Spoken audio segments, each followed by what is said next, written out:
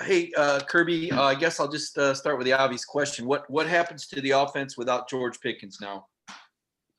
Um, well, I mean, we had game we played last year without George for several games, and I thought offensively we had a good plan, for Florida, and happened to lose another receiver in that game.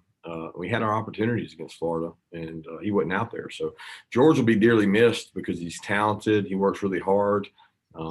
He makes our whole team better. And I know that's obvious in terms of what he does offensively, but he makes all the defensive backs better. So when you talk about challenging guys, there's no greater matchup for a young DB to go against than go against George. So that part we don't control, but what we do control is how we respond to it. And George knows injuries are part of the game, and we'll have other guys step up. And I'm very hopeful that George gets well and is able to come back. So,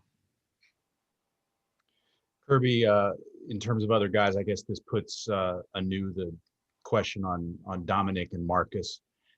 What is the latest on how their rehabs are going and their potential timetables?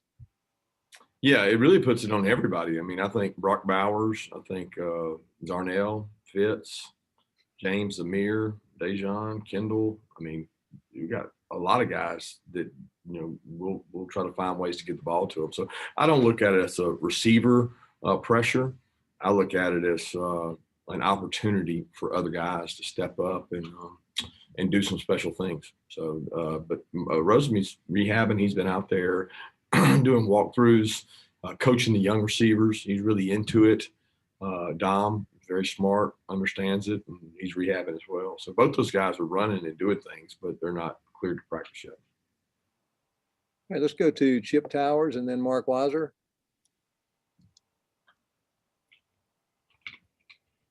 Yeah, Coach, you touched on this a little bit. I just wondered if it was about, coming up with an X that could do a lot of the things that George Pickens could do, or just, re-emphasize in other areas where the ball goes, just depending on the talent that emerges at those other spots. Yeah, you take your best 11 football players and you try to find ways that, that could be one back, three tight end. That could be three back, one tight end. That could be five wides, no backs, no tight ends. You find your best football players and you find ways to get them the ball. And that's what I think Coach Monken does a great job of. So he's going to try to exploit whoever you're playing's weaknesses, and he's going to try to use our strengths to do that with. We have plays we call that are the same plays that we call in all personnel groupings. It's just another way to get another guy the ball, another playmaker the ball. So we lost a guy who's a pretty good playmaker, but we've got other guys we think are good playmakers, and we'll just try to find ways to get them the ball. Kirby, when you talk about other guys that are big playmakers, obviously, Jermaine Burton and Karis Jackson showed that a good bit last season.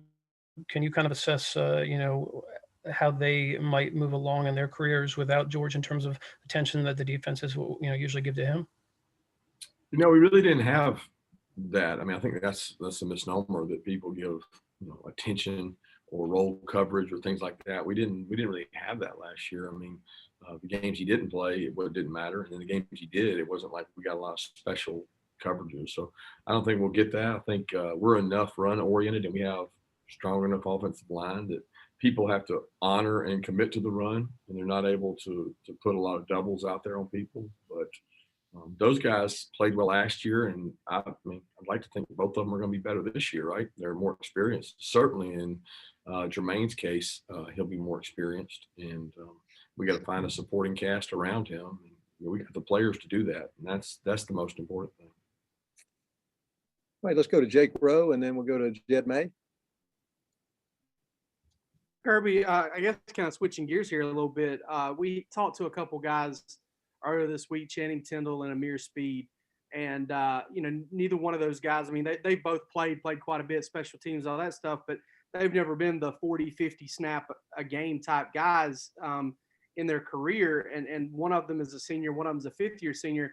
Does it make you smile as a coach a little bit, or count your blessings, or however you want to state it, that you do have those guys in a transfer portal age that have stuck around for so long for their opportunity, and now they're in position to maybe take on a bigger role?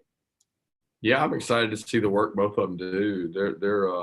They're both extremely talented, but they're blessed with great work ethic, And since they've gotten here, they're total program guys. They've been major factors on special teams, which that's been a really high quality area here. I mean, Mir Speed was probably one of the most elite kickoff return people on the front line in the country, and people respect that. Channing Tindall has been a starter on punt since he got here, and he's been a dominant player on a lot of special teams. He's played on third downs a lot. He's had sack production. So, you know, I got a lot of respect for those guys and the work they do. As far as the transfer portal and staying here, I mean, that's the way it should be. I mean, you should want to play for your university. You should want to get your degree from the university. And when you get your degree, then it certainly opens up doors to go other places. But, you know, a Georgia degree is worth a lot more than maybe going somewhere else and just playing more. You know, I tell people all the time, if you're not going to be a starter at Georgia, what makes you think you're going to be a starter in the NFL? You know, so it doesn't work that way. It's too easy to say that I couldn't start at Georgia, so maybe I'll go start somewhere else. How about getting your degree, play for the university, play for your teammates, and try to win a championship, which to me is special. And those guys have aspirations of going to the NFL, but there's nowhere better to train for that than the University of Georgia. They get a great workout place. They got a great staff. They're developing. And we've had, you know, a lot of guys that didn't necessarily start every game that have gone on and played at the NFL. Hey, Kirby, just to ask, you know, about one more receiver, Justin Robinson's a guy that's, you know, really intriguing, just physically, you know, a bigger guy. What have you seen from him this spring in terms of, I guess, maybe taking that next step in his development, you know, just as a receiver? Well, Justin's come a long way since getting here. You know, he got here last year, and then the pandemic hit. He didn't get to really go through a spring that would have helped him from a competitive standpoint. And then he was dinged up, you know, in the fall. He had a couple of different injuries, and then he got hurt late in the year and didn't get to do some things, and he's had some knee stuff. But he sits, you know, he didn't get to do all the off-season workouts, and I always like for those young guys to get the mental toughness of the off-season workouts. And he started to get some of that towards the end, and it really pushed him and challenged him. And he's shown some flashes in the last couple of days. If he can sustain and keep that same like energy, juice, and level, there's times he really practices hard. There's other times I think he's trying to save and condition himself. But when he really goes, he's been a good factor for us. He's a big guy that's hard to, you know, it's hard to match up with. And so he's different than some of our other guys because of the size. All right, let's go to Jason Butt and then Mike DeBerry. Hey, Kirby, you brought up Darnell Washington earlier. Just, you know, how big is it for him to go through this spring, entering his second year with the team? Well, it's big for everybody to go through spring, right? I mean, all of the guys, it's a huge deal to get the spring practice that, I mean, this would have been, you know, really his first spring practice anyway. And he's grown a lot. He's a lot smarter. He's in better condition. He's in better mental toughness state. You know, part of being a good player is pushing through practice and being able to sustain. He struggled to sustain through tough practices last year, and he's done that this year. He's practiced a little harder. He's doing some good things. He's still, you know, really big. I mean, he's 275, 280 pounds. So he's a different kind of matchup guy.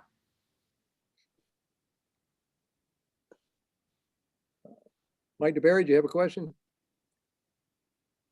All right, let's go to Vance Levy and then Dan Matthews. Kirby, you know, before the spring got started, you know, talked about how y'all spent a lot of the off season on the DNA and stuff like what's my why. How's that translating into on the field?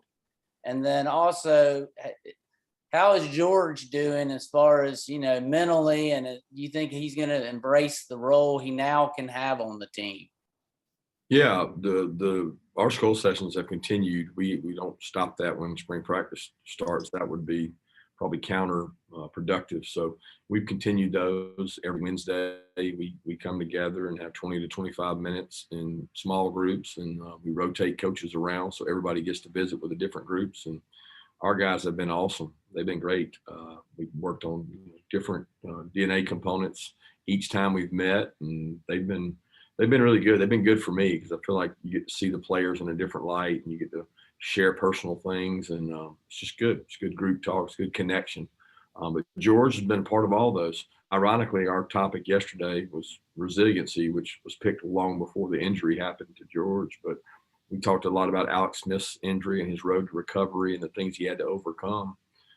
So the guys got to see that, and that's a pretty gruesome injury when you talk about those kind of injuries. But I think George will embrace the role. George is he loves football. He loves football. He will be around our players and coaching those guys and trying to help them every way he can, which I think is huge. Yeah, Coach, a quick two-parter. The first one is, I mean, you mentioned about everybody having to chip in now. I mean, receivers, tight ends, running backs.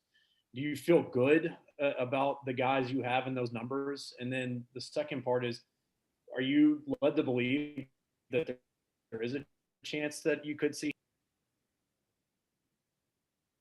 I'm sorry, you went in and out there, but I will drop a big go dogs there. But I'll let you go on with the question if you need to. I couldn't understand you. No, sorry about that. No, the first one is, I mean, you seem to have good numbers at receiver, tight end, and back. I mean, do you feel good about the guys that you have in those groups going forward? And then the second part is, do you feel like, I mean, there might be a chance that George is back sometime in 21? Yeah, obviously, I think there's a chance he's back in 21. I mean, we've had kids that have ACL injuries. I liken it to Divide was an interesting case. I think Divide got his when he first got here.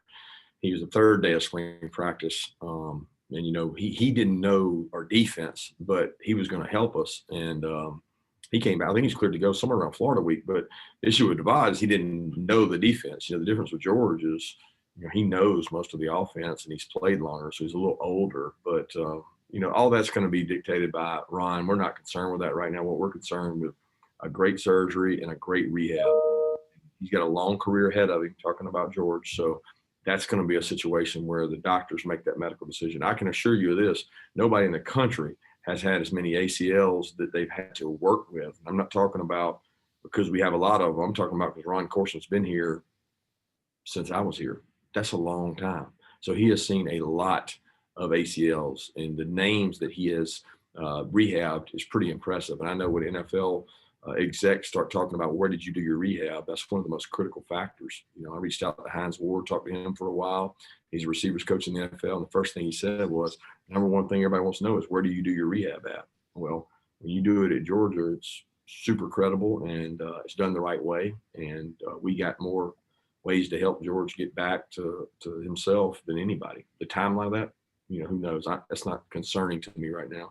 The players we do have out there working, I think we got plenty of good players. I mean, at tight end, running back, receiver, yeah, it hurts. It definitely hurts. But, the positive, I guess you could find in any of this is that, would you rather have found that out now, or would you rather have found that out a week before the Clemson game? And it's tough for George, but he's going to be on the mend and on the healing side, as opposed to going through anything, next year in the season. He's going to be on the mend rather than having it happen immediately. All right, let's go to Palmer Toms, and then we'll go to the red and black, either Jake or Drew. Palmer? Yeah, Coach, you mentioned some of those guys that have historically recovered from an ACL injury and done their rehab here at Georgia. Do you have any of those guys reach out to George, maybe to check in on him and give him some words of encouragement? Yeah, Ron's done a great job of that. I know he reached out to Nick Chubb, who's dealt with this obviously, as Amir right here in house. And then I think he was reaching out to Todd. I don't know that he ever connected Todd Gurley with him or not, but we've done a lot of that, and I think George appreciates that. He understands that he's got some work ahead of him. Hey, Coach. Speaking on some of the opportunities that come up, whether through injury or players leaving, have you seen any of the young players, early enrollees, or players who didn't even have a spring last year that have stepped up this spring? Amarius Mims, Broderick Jones come to mind on the offensive line, but have you seen anyone really stepping up that's young? Yeah, I think all those guys are doing a great job. They work really hard. I'm excited about them. I'm hoping that the I call it frustration, but it's really growth. The growth pays off in fall because we got so many kids going through this for the first time. And when you have 16 mid-years plus the freshmen from last year, just a large part of your team is really young. And it seems like you're saying that all the time, but that's what college football is now. How fast can you get your players acclimated and ready to go? All right, let's take one question from JP Smallins in Providence, Rhode Island.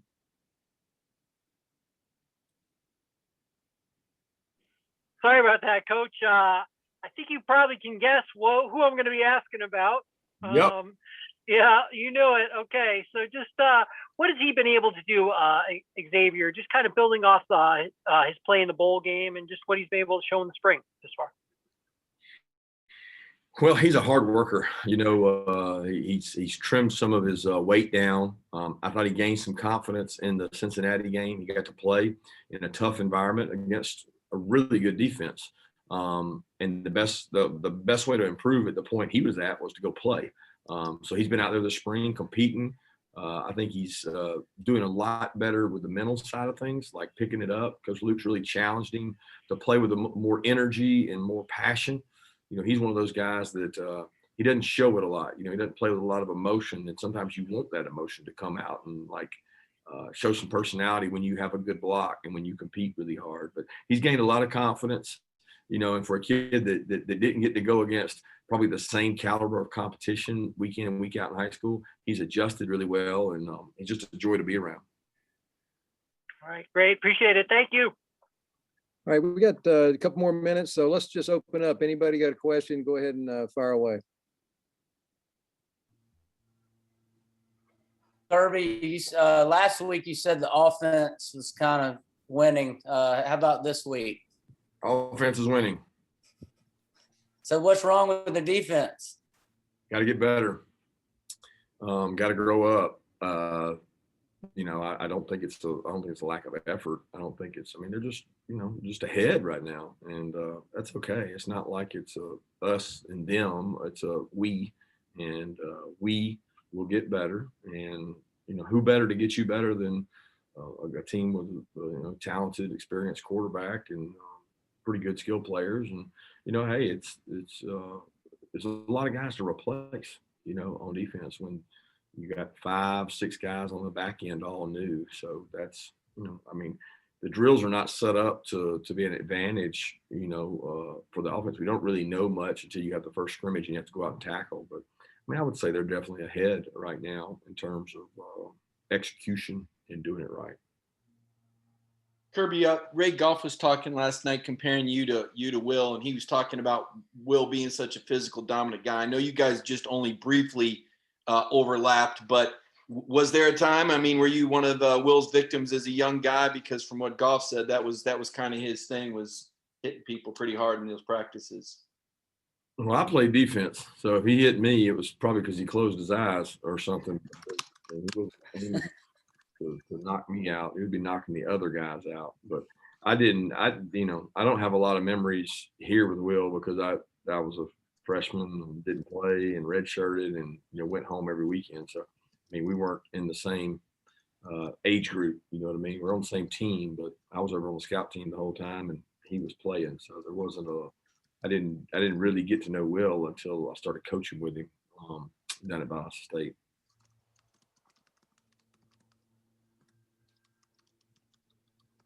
Any other questions? All right. Thanks, everybody. Have a great day. Go Dogs.